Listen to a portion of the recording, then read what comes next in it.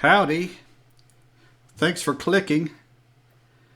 This is a quick video on how I made a basic, cheap wire holder to solder wires.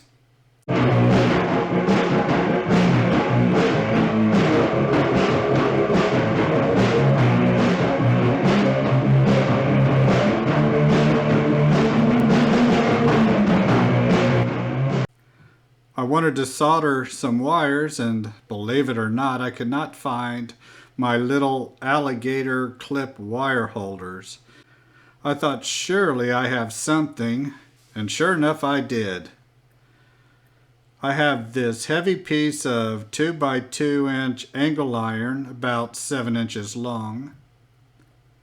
Cut a notch in it about 1.5 inches wide, about 1 inch deep. And that's the base. I used a couple of magnets, just sandwiched the wire between the base and the magnet.